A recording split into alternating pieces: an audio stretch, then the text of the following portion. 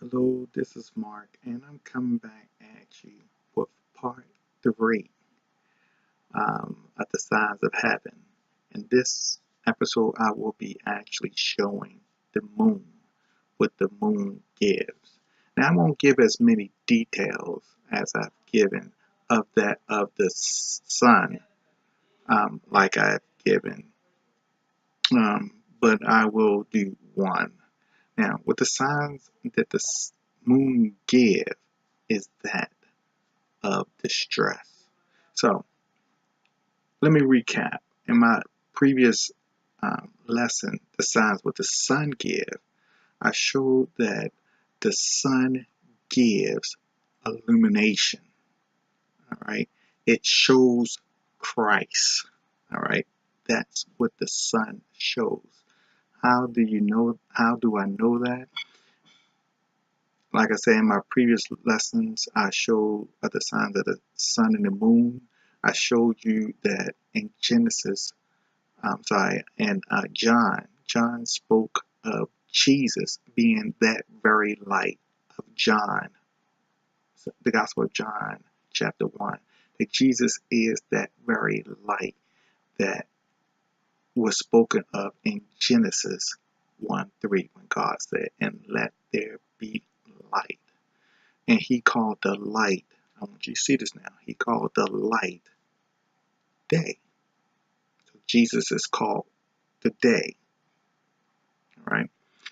And then if you go down a little further to Genesis 1:14, verse 14, it says, and God made two great lights, the greater light through the day, which is the sun, or the symbol of the sun is that of the Lord.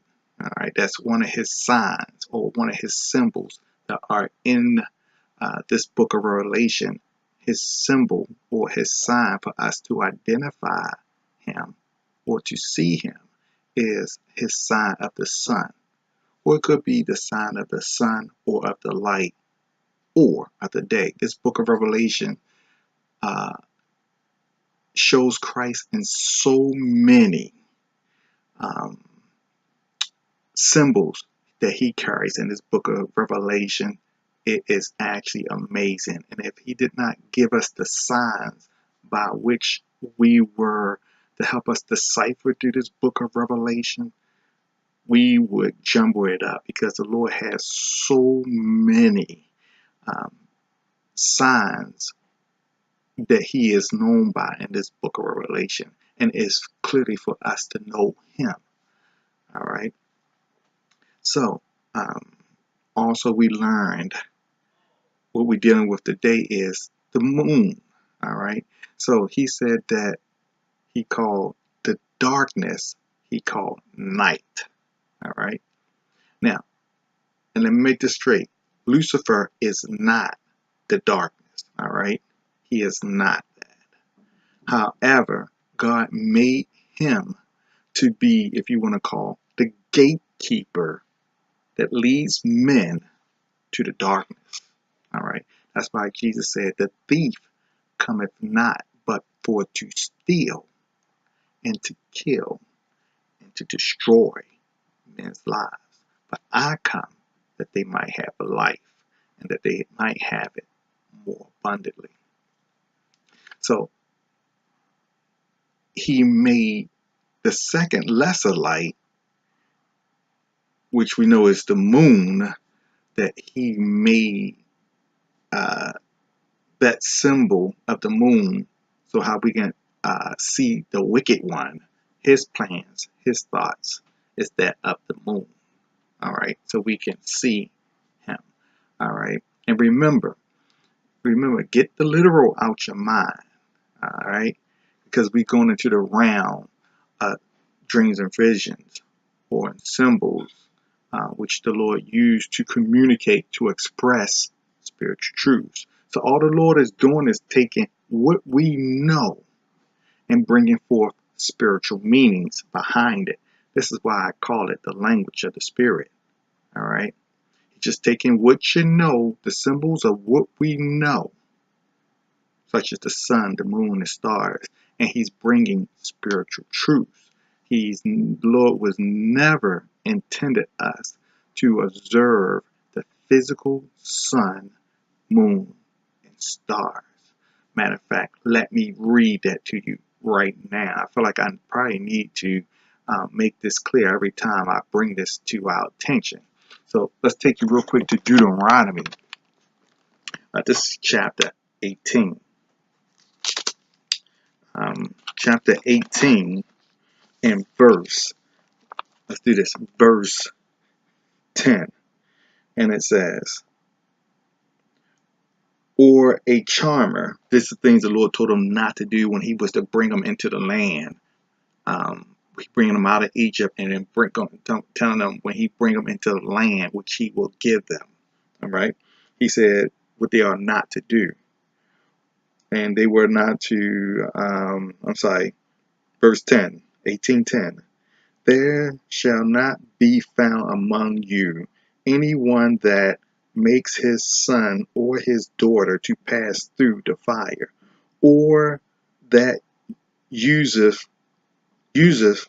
divination, or an observer of time. Now, you probably don't see that clearly in English, but the observer of time in the actual Greek, in the linear, is what I have here. And I'll read it to you real quick. And that's verse 10, 18:10. And it says this.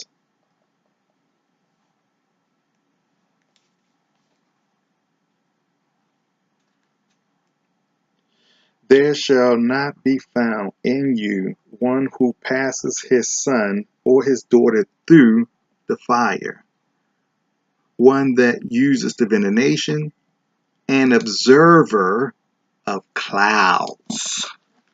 Now, if you know what clouds are in the book of I should say in the language of the Spirit, the clouds are referred to or known as heavens.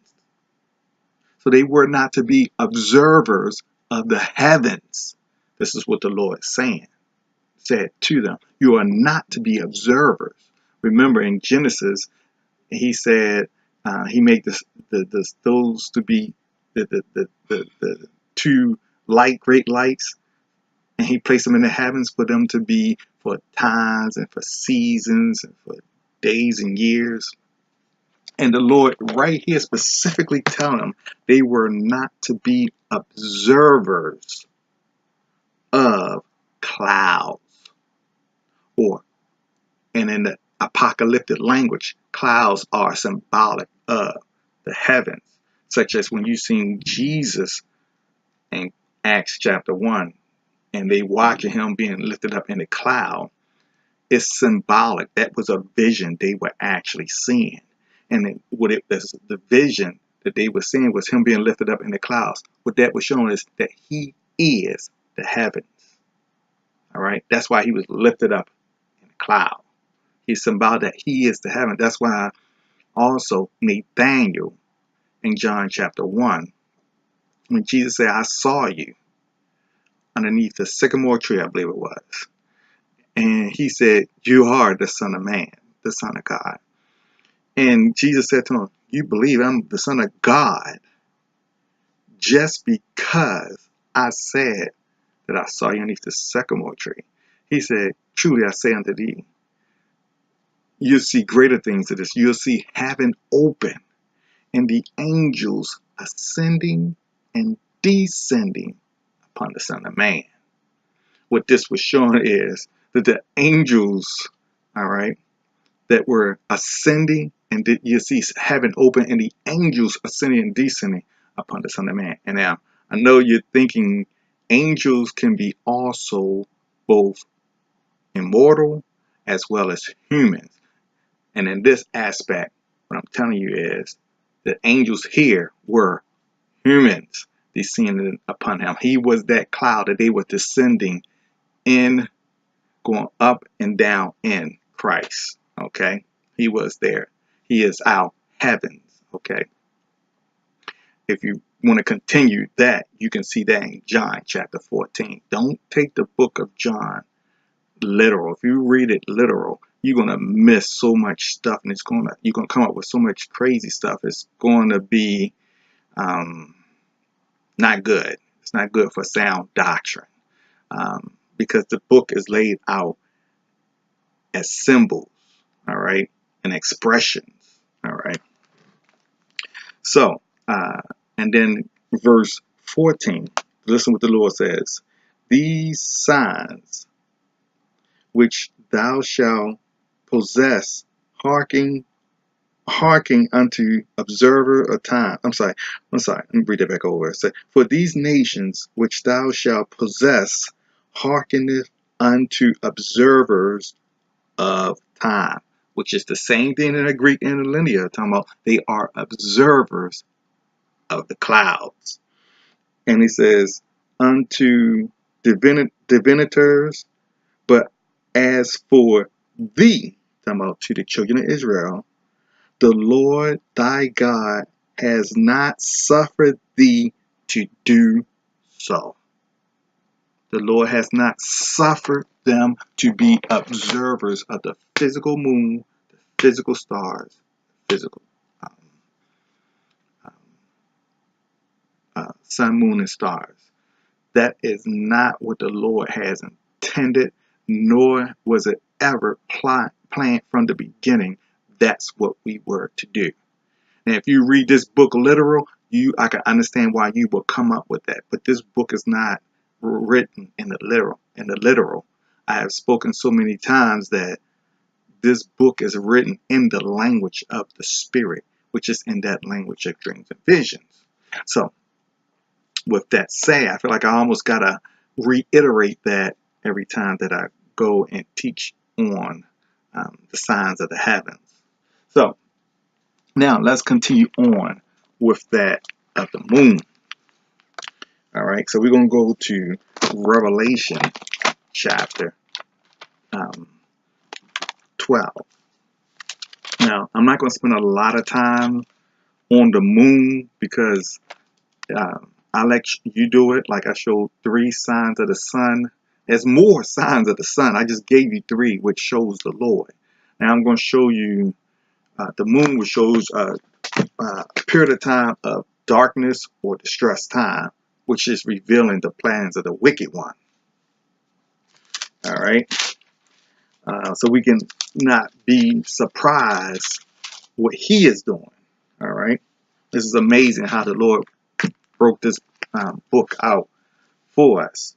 Now, it says, now I'm not going to really get into all the details because I want to stick on the moon.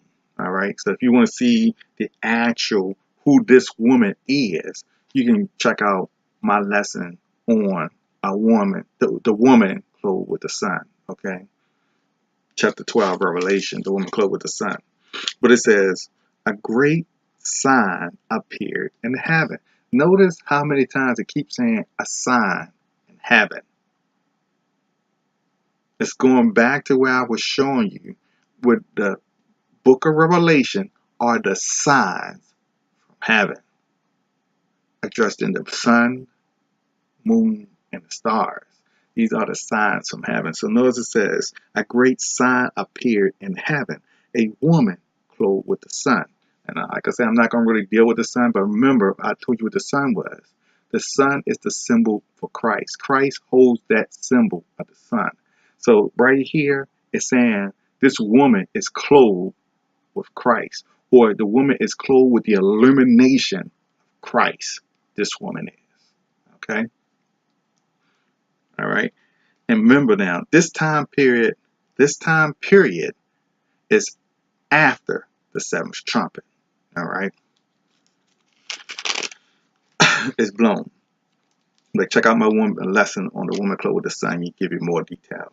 So he says, she was clothed with the sun, and she had the moon,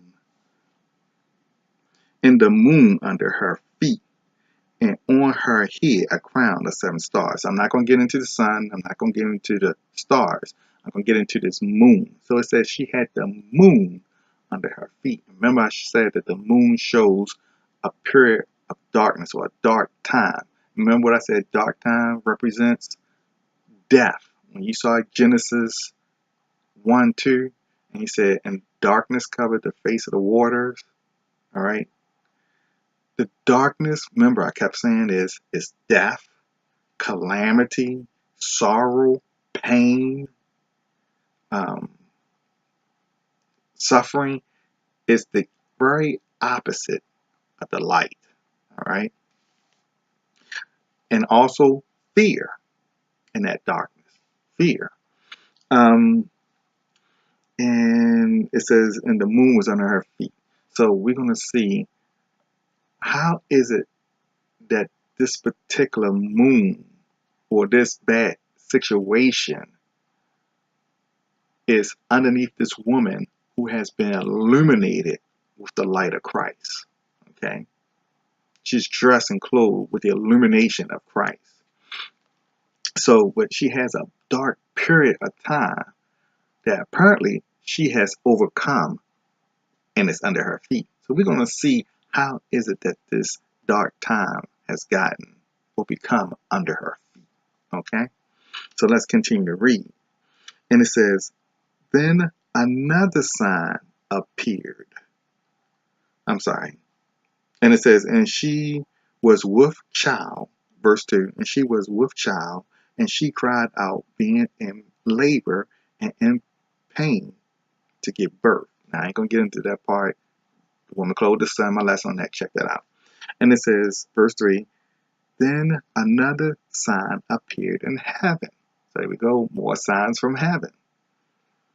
And behold, a great red dragon, having 7 heads and 10 horns, and on his head were 7 diadems. And his tail swept away a third of the stars of heaven, and threw them to the earth. And the dragon stood before the woman who was about to give birth, so that when she gave birth, he might devour her child. Let's continue on. So this dragon is standing before this woman. All right. So this is not talking about something that's in the past. We are talking as around this time when this 7th trumpet is blown. Okay. Around the time when this 7th trumpet is blown.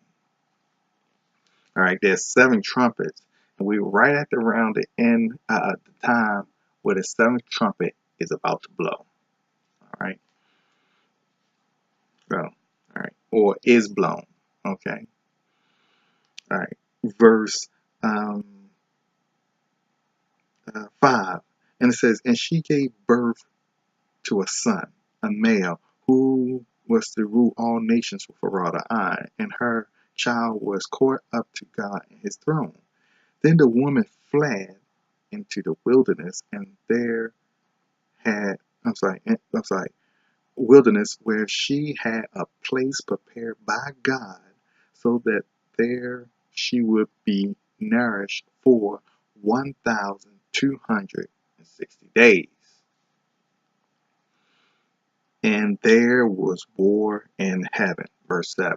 This is why the moon is under her feet. Because it says, and there was war in heaven. All right. Remember what I said, the moon shows her dark time of distress. When she comes to illumination, all right, when she comes to illumination, there's a dark time that's facing her, but it is brought under her feet.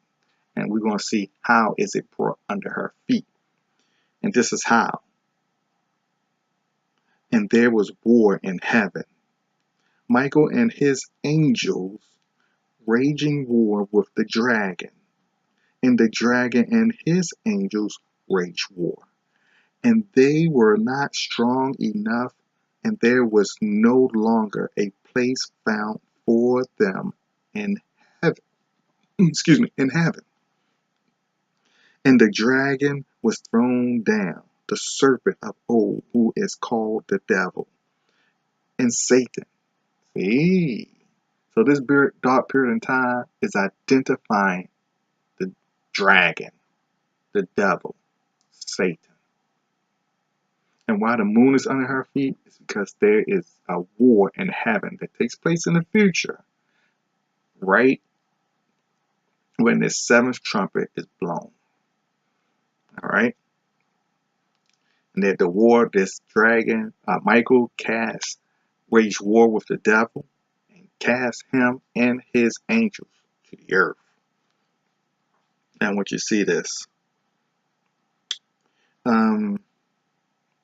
verse 8, and they were not strong enough, and there was no longer a place found for them in heaven. And the great dragon was thrown down, the serpent of old, who is called the devil and Satan, who deceived the whole world. He was thrown down to the earth, and his angels were thrown down with him. Then I heard a loud voice in heaven saying, now the salvation and power and the kingdoms of our God and the authority of his Christ have come, for the accuser of our brethren has been thrown down. He who accuses them before our God day and night. All right? Before our God day and night. I ain't gonna make no comment on that. I just want that to sink into you. Day and night. Before our God day and night. And they, 11, and they overcame him because of the blood of the Lamb and because of the word of their testimony. And they did not love their life even when faced with death. For this reason, rejoice, O heavens, and you who dwell in them. Woe to the earth and to the sea, because the devil has come down to you having great wrath, knowing that his time, that he has a short time.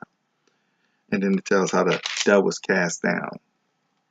And then how there was two great wings of an eagle that was given to this woman, that she may fly into her place, where she is nourished for a time, and half a time from the presence of this serpent. Now, we see another account of this in Daniel chapter 12, where we see that this woman overcomes her dark period of time. So we go to Daniel chapter 12, and it gives another account of this very same thing. Chapter 12, starting with verse 1. It says, now at that time, Michael, the great prince, who stands guard over the sons of your people, will arise, and there will be a time of distress such as never occurred since there was a nation until that time. And at that time, your people, everyone who is found written in the book, will be rescued. So when Michael stands up and casts him out,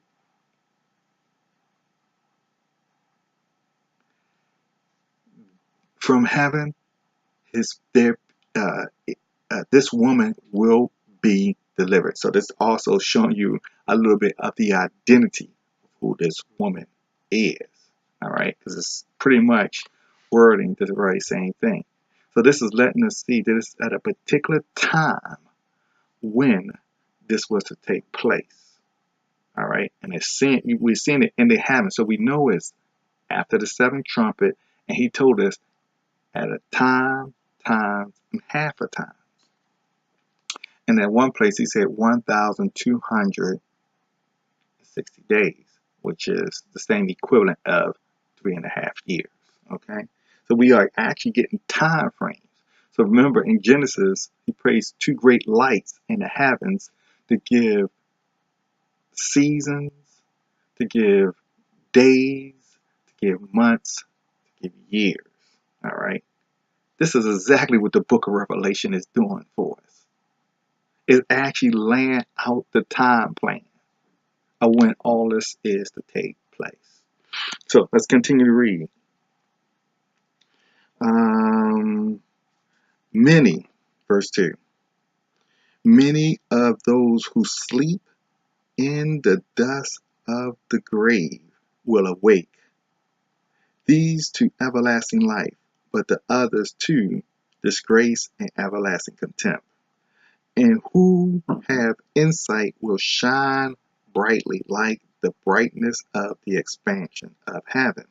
And those who lead the many to righteousness like the stars forever and ever. But as for you, Daniel, conceal. Now Daniel at this point in time was told to conceal the to conceal these words and seal up the book until the time of the end. Then he says, many will go back and forth, and knowledge will be increased. And when he talking about many should go back and forth, talking about many should go through and search these things out, go back and forth searching these things out. But he says, knowledge will be increased later. It's going to be increased. More information is going to be given to us added. That's why he told Daniel to seal these things up. Right now, Daniel was only getting glimpses, still glimpses. The full revelation was coming in the book of Revelation. Right? That's why we see in Revelations chapter 4, verse 1. And John said, and I heard a great voice. He said, and I saw heaven open, and a voice that spoke with me that told me, come up here and I will show you what must take place after these things.